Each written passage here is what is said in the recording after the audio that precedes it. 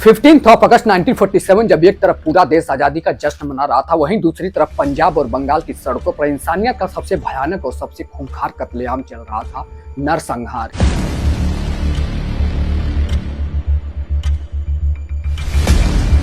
एक ऐसा नरसंहार, ऐसी रात जहां ट्रेनें तो आ रही थी लेकिन खून से लथपथ आगों की लपटों में, और उसमें बैठे सैकड़ों जिंदा लोग चीख चीख कर चिल्ला चिल्ला कर जिंदा जल रहे थे। और बाहर खड़ी भीड़ तालियां बजा रही थी और चिल्ला रही थी और नारे लगा रही थी, मार डालो, काट डालो और जला डालो। यहाँ तक कि महिलाओं को सड़कों से घसीट कर ले जाया जा रहा था, बच्चों को दीवारों से पटका जा रहा था और पुरुषों के टुकड़े टुकड़े किए जा रहे थे। अब ये कोई फिल्म का सीन नहीं है दोस्तों, बल्कि ये 1947 के पार्टीशन का वो सबसे काला और भयानक और दर्दनाक सच है, जिससे कि हम पूरी तरह से नहीं जानते।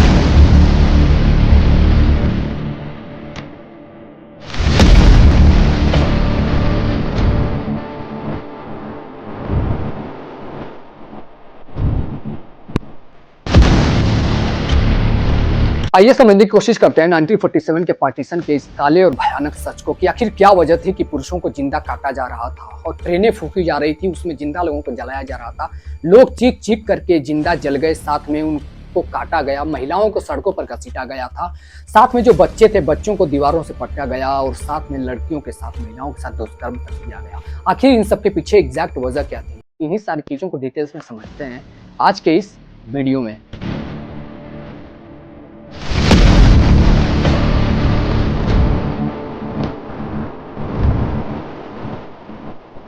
सबसे पहले समझते हैं दोस्तों 1947 में पार्टीशन हुआ कैसे। 15 अगस्त 1947 को हमारा भारत देश आजाद हुआ था, लेकिन इस आजादी के साथ देश दो टुकड़ों में बट गया था, भारत और पाकिस्तान। लेकिन ये बंटवारा सिर्फ नक्शे पर नहीं हुआ था दोस्तों, बल्कि लोगों के दिलों पर भी हुआ था, क्योंकि पार्टीशन के दौरान उस वक्त पंजाब और बंगाल को भी अलग कर दिया गया था, अलग अलग काट दिया गया था, जिसकी वजह से हिंदू, मुस्लिम और सिख एक दूसरे के खिलाफ हो गए और बगावत कर बैठे। लोगों को लगा कि अब उन्हें अपने अपने धर्म के हिसाब से नया देश मिल रहा है, लेकिन रास्ते में जो कुछ हुआ वो इतिहास के पन्नों में हमेशा हमेशा के लिए दर्ज हो गया। लोगों ने सोचा था कि बस सामान लेंगे, ट्रेन में बैठेंगे और नई जगह पर जाकर के एक नई जिंदगी शुरू करेंगे, लेकिन उन्हें नहीं पता था कि ये ट्रेन कब्रिस्तान बन जाएगी हमेशा हमेशा के लिए।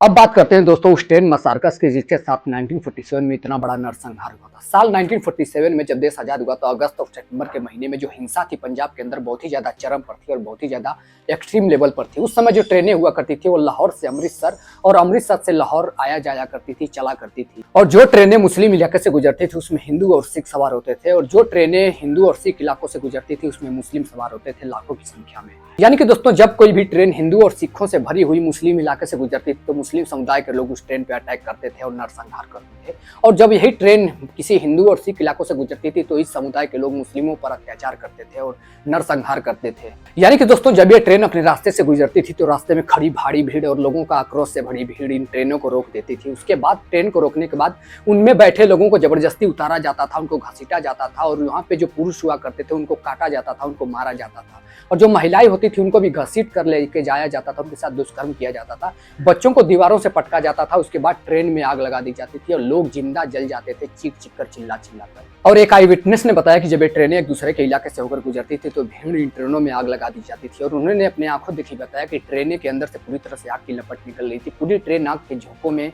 घिर चुकी थी, साथ में उसके अंदर बैठे लोग चीख चीख कर, चिल्ला चिल्ला कर जल रहे थे। और बाहर जो खड़ी भीड़ थी जिसने ट्रेन को आग लगाया था वो बाहर से तालियां बजाते थे और नारा लगाते थे, मार डालो, काट डालो और जला डालो या फूंक डालो। काट डालो, जला डालो, काट डालो, जला डालो, काट डालो, जला डालो।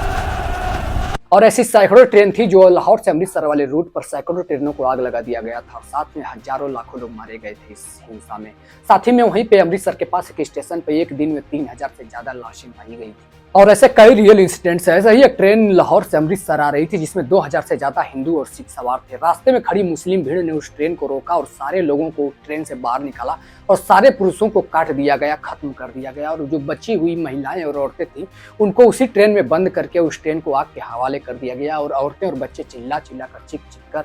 खत्म हो गए। और जो कुछ लोग भी बच गए वो बाद में अपने आप को कुएं में कूद करके मार डालते थे। और ऐसे ही दूसरा इंसिडेंट है जहां पर एक मुस्लिम ट्रेन रावलपिंडी इलाके से गुजर रही थी। वहां पर रास्ते में खड़े हिंदू और सिखों की भीड़ ने उस ट्रेन को रोका, और रोकने के बाद सारे मुस्लिमों को उसी ट्रेन में बंद करके पूरी ट्रेन को आग लगा दी, जहां पर कि सारे मुस्लिम जल जल कर चीख चीख कर चिल्लाते चिल्लाते सब के सब मारे गए थे। और ऐसे ही एक भयानक घटना है ट्रेन ऑफ नो रिटर्न का, जहां पर कि अमृतसर के पास एक मुस्लिम ट्रेन जिसमें कि 2500 से ज्यादा मुस्लिम सवार थे, वहां पर हिंदुओं और सिखों ने मिलकर के इस ट्रेन को रोका और सारे लोगों को उतारा और सब लोग सारे मुस्लिमों को काट डाला और खत्म कर दिया। उसके बाद ट्रेन को खाली करा करके वापस ट्रेन को रिटर्न भेज दिया था।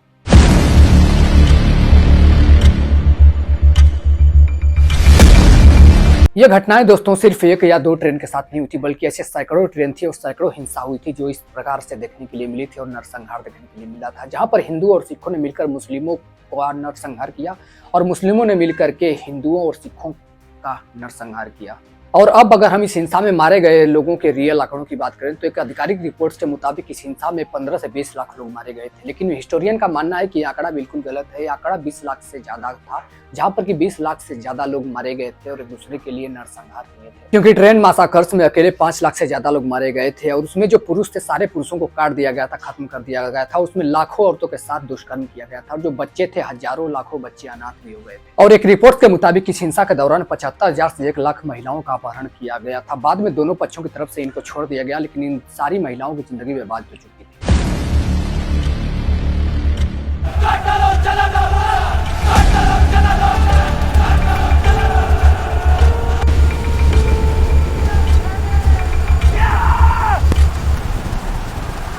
लेकिन यह हिंसा दोस्तों सिर्फ धार्मिक नहीं थी, बल्कि सालों की नफरत, अफवाहों और राजनीति का नतीजा थी, क्योंकि नेताओं ने बंटवारे का ऐलान तो कर दिया था लेकिन सुरक्षा का कोई इंतजाम नहीं किया था, जिसकी वजह से इतने बड़ी मात्रा में नरसंहार देखने के लिए मिला। और ट्रेनों की सुरक्षा के लिए कोई भी फोर्स तैनात नहीं करी गई थी, सरकार ने कोई भी एक्शन नहीं लिया था इसके सेफ्टी को लेकर के, जिसकी वजह से लोग डर के मारे अपने अपने घर छोड़कर भागते थे और रास्ते में जो भीड़ होती थी लोगों का इंतजार करती थी लोग को मारने के लिए, काटने के लिए एक दूसरे को। और इन सब के बाद एक सर्वाइवर ने बताया था कि ऐसे ही एक ट्रेन में आग लगी थी, मेरी माँ मुझे अपने सीने से लगाकर छाती से चिपकाई हुई थी और बाहर जो भीड़ थी वो तालियां बजा रही थी और चिल्ला रही थी, मार डालो, आग लगा डालो, काट डालो, खत्म कर डालो। सर्वाइवर का कहना था कि मैं आज भी वो नरसंहार को याद करता हूँ और चीखों को आज भी सुनता हूँ जो बाहर लोग चिल्ला रहे थे, मार डालो, काट डालो, खत्म कर डालो। दोस्तों 1947 के इस पार्टीशन में दोनों देशों ने बहुत कुछ खोया, लाखों लोग बेघर हो गए, प्रॉपर्टी छूट गई और बहुत सारे परिवार बिखर गए। और आज भी ऐसे कई परिवार हैं जिन परिवारों में आज भी वो दर्द जिंदा है। जिन परिवारों में जो लोग सर्वाइव कर गए थे वहां पर दादा और दादी लोग आज भी बताते हैं कि वो रात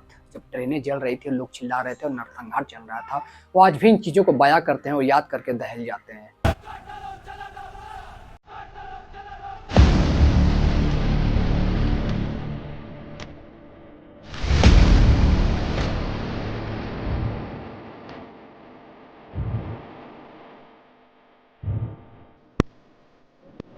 ये इतिहास हमें सिखाता है दोस्तों कि नफरत कितनी खतरनाक होती है और बंटवारा अगर शुरू हो जाए तो पूरी की पूरी सभ्यता, पूरी की पूरी इंसानियत पर संकट आ जाता है, पूरी की पूरी इंसानियत भी खत्म होने लगती है। दोस्तों 1947 के इस पार्टीशन के सच को हमें कभी नहीं भूलना चाहिए और अपने इतिहास को हमें कभी नहीं भूलना चाहिए कि जब एक पार्टीशन होता है किसी भी चीज का तो किस हद तक इंसानियत पर संकट आ जाता है। इसलिए शांति और भाईचारा ही एकमात्र रास्ता है एक सभ्यता को बनाए रखने के लिए और सकुशल सभ्यता और इंसानियत को जिंदा रखने के लिए।